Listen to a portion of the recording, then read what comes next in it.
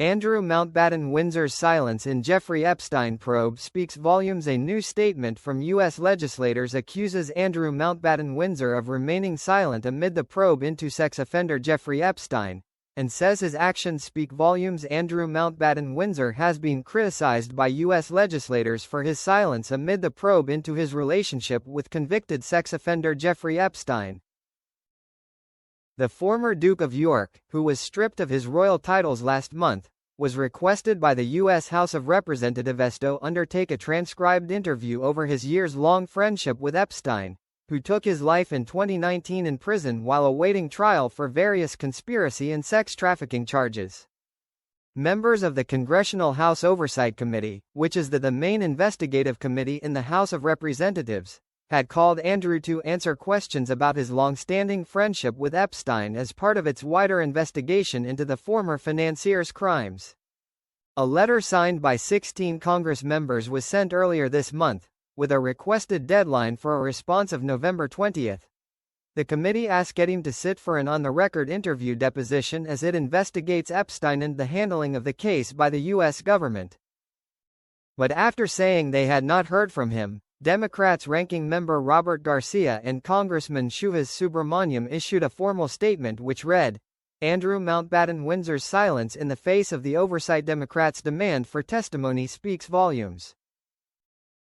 The documents we've reviewed, along with public records and Virginia Roberts Giuffre's testimony, raise serious questions he must answer, yet he continues to hide.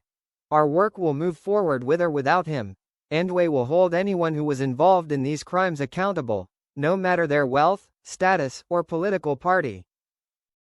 We will get justice for the survivors." Andrew, 65, has repeatedly denied any wrongdoing, and was formally stripped of his royal titles by King Charles, 76, as well as losing the right to continue living at Royal Lodge on the Windsor estate.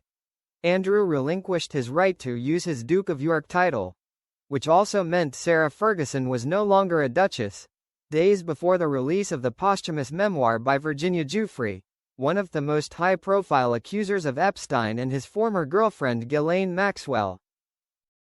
She was also the girl in the now infamous photograph that appeared in Andrew's Newsnight interview with Emily Maitlis. Nobody's Girl, which was released 6 months after Virginia took her own life, included an allegation that she had 3 separate sexual encounters with Andrew after being introduced to him by Maxwell back in 2001. He has repeatedly denied the allegations. Pressure has been mounting in the US for President Donald Trump to release the government files on Epstein, and on Wednesday, November 20, he revealed he had signed the bill calling for the release. Perhaps the truth about these Democrats, and their associations with Jeffrey Epstein, will soon be revealed, because I have just signed the bill to release the Epstein files, Trump wrote on Wednesday night.